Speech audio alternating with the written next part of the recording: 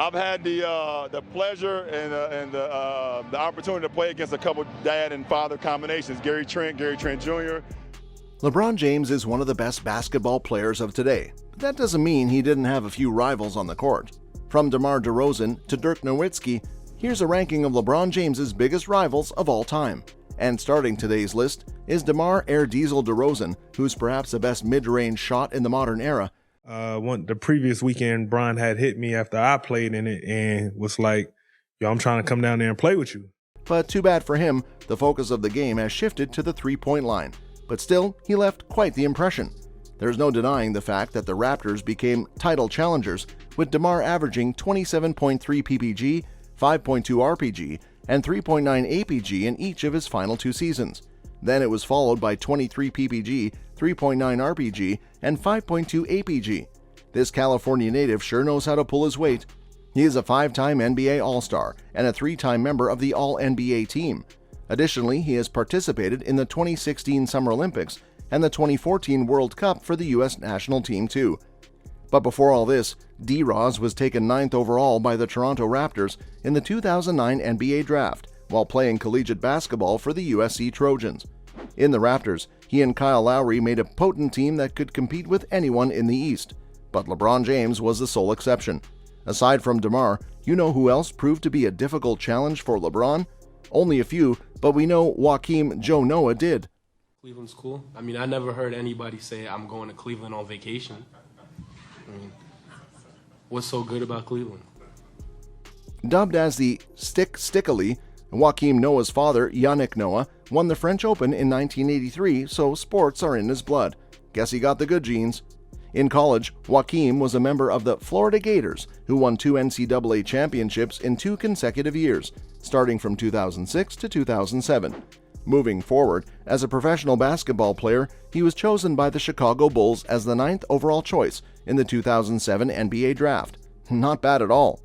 Because of this, the Bulls were able to create a strong squad with the additions of Noah in 2007, Derrick Rose in 2008, Taj Gibson in 2009, and Carlos Boozer in 2010. And this team reached its height in the 2010-2011 season when it advanced all the way to the Eastern Conference Finals. But they were brutally defeated in 5 games by LeBron James and the Miami Heat. So we kinda guess why Joe had a bone to pick with LeBron. King James, along with his team, took down the Bulls in 2010, 2011, 2013, and 2015. That's 4 times, man. So yeah, Joe did consider LeBron as a challenge he couldn't overcome. Moving forward to another force to be reckoned with in the court proved to be an even bigger problem for LeBron. And yes, we're talking about the Dirk Digger, Dirk Nowitzki himself. Yeah, you never know. It's I always say everybody has to find their own path and what's best for them and their family. An NBA legend himself, Dirk Nowitzki played the entirety of his basketball career with the Dallas Mavericks, all 21 seasons of it. That's one loyal man right there. Now this dunking Deutschman averaged 20.7 PPG, 7.5 RPG, and 2.4 APG over his career, having accumulated a staggering 31,560 points throughout the course of his career. Nowitzki is currently ranked 6th overall. Not so bad, right? And these two giants facing inside the court? It proved to be the showdown that pitted the modern-day Larry Bird against the modern-day Magic Johnson. While Nowitzki consistently showed respect for his rivals, James and Wade did not, as they poked fun at Nowitzki for playing while sick. Come on guys, cut him some slack. He's the only foreign basketball player who has one award too many, such as the NBA Most Valuable Player Award in 2007, the NBA Finals Most Valuable Player Award in 2011, on top of multiple all-time Mavericks franchise records, and is the highest-scoring foreign-born player in NBA history. This 7-foot power forward is renowned for his scoring prowess, versatility, accurate outside shooting, and signature fadeaway jump shot. So to say LeBron had a hard time facing him inside the court would be an understatement. But this star player also gave LeBron a hard time, and it's none other than the Golden State Warriors' Draymond Green. I can kind of remember what went wrong on any given play. Most of the public doesn't know this, but the Golden State Warriors' motor runs because of Draymond Green. As a 4-time NBA championships winner, he's been selected to the NBA All-Star team 4 times and even made it twice to the All-NBA team. Oh yes, did you know? He also won 2 gold medals at the freaking Olympics. Now you do. In 2017, he topped the league in steals and took home the NBA Defensive Player of the Year award. As part of the Death lineup, Dre Magic gives the Warriors everything they need: points, rebounds, assists, and hustle plays. What more do they need? Well, the man's also tasked with protecting the star player on the opposition. Like Paul, he also has quite the record. In 2015-16, Draymond had his finest statistical year. He averaged 14 PBG, 9.5 RPG, and 7.4 APG. It's thanks to him that the Warriors had a remarkable 5-year stretch that included 5 consecutive finals appearances. But all of this talent is sometimes overpowered by one major flaw: his volatile nature. Because of his hot temper, it frequently results in expulsions and bans.